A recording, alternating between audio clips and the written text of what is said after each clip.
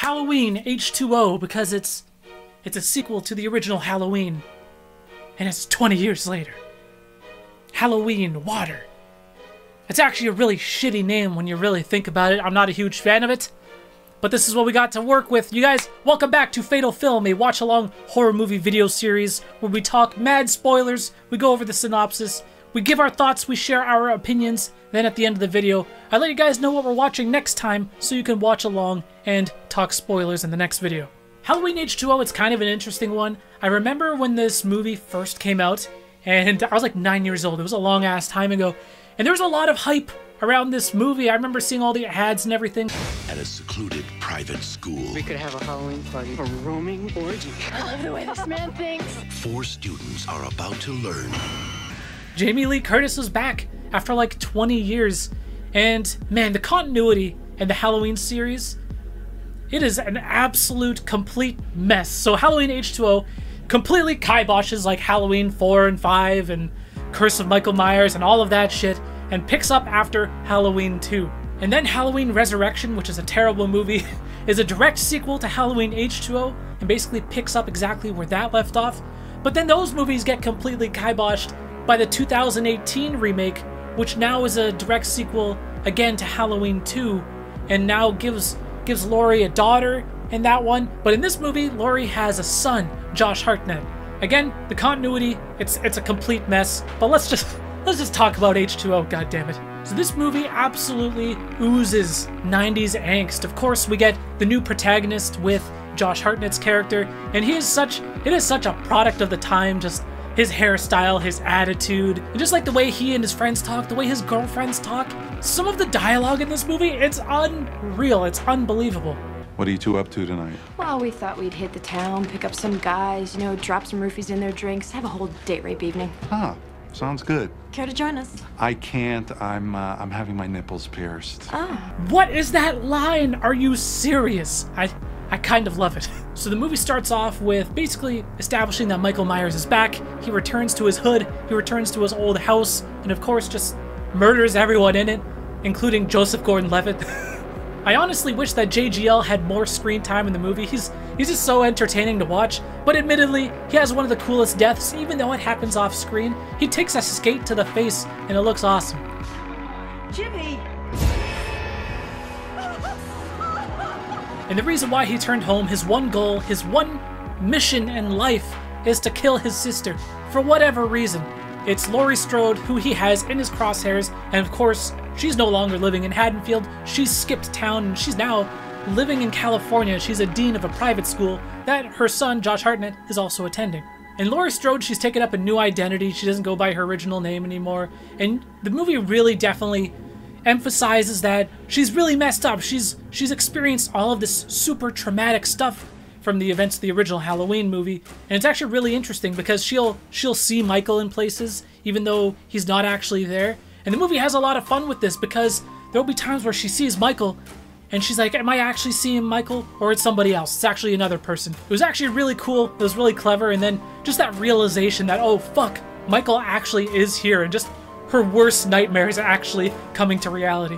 So the school is the setting for this movie. Nearly the entire film takes place at this private school, and pretty much the entire student body is away on a trip to Yosemite, except Josh Hartnett and 3 of his friends skipped out on the trip to stay at the private school because they'll have the whole place to themselves so they could have an orgy. This whole place will be empty. We'd have the run of it.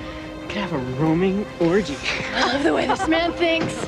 You can't make this shit up. You gotta love it when you can really identify and appreciate a character's motivation. But now, of course, you have this completely empty school with just pretty much a few members of faculty and these 4 remaining students who didn't go on the trip, and a roaming Michael Myers. It's actually a pretty cool setting for the movie. But the setting and the cast can't save this movie too much.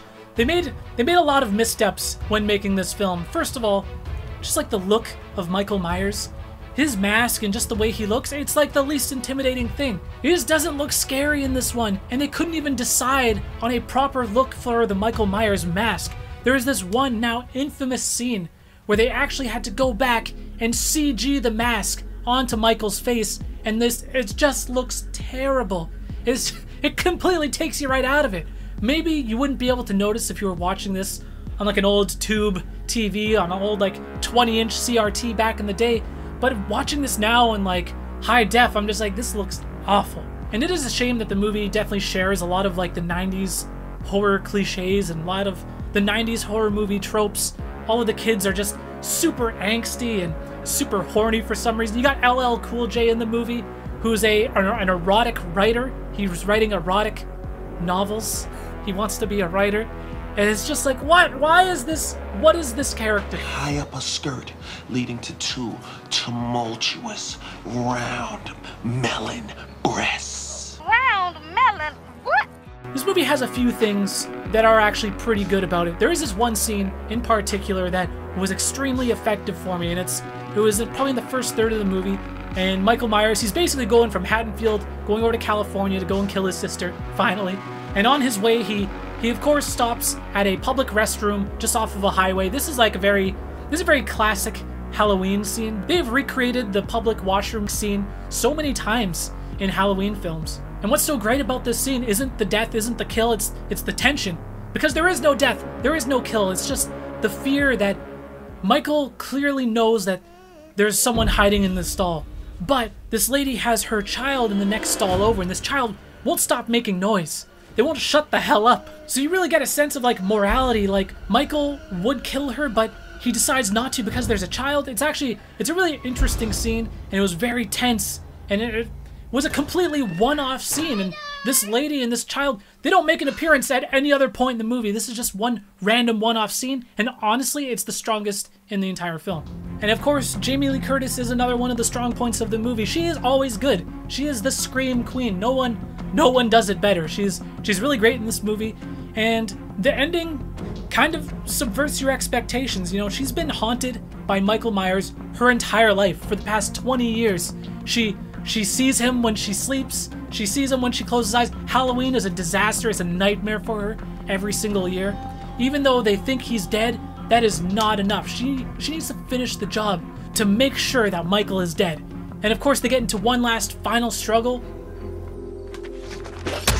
And she cuts his fucking head off. It is absolutely insane. It is not how I was expecting this film to end. But at the same time, it kind of makes sense. Like, unless she knows 100% beyond any doubt that Michael is put away for good, she'll continue to be haunted her entire life by him. So this ending, as shocking, as crazy as it was, you know, it kind of makes sense.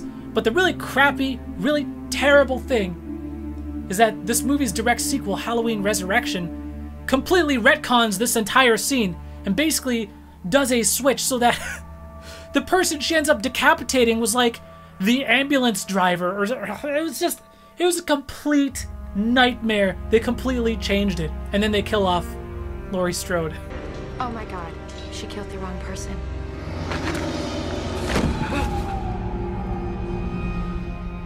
And there's a reason why I hate that movie so much.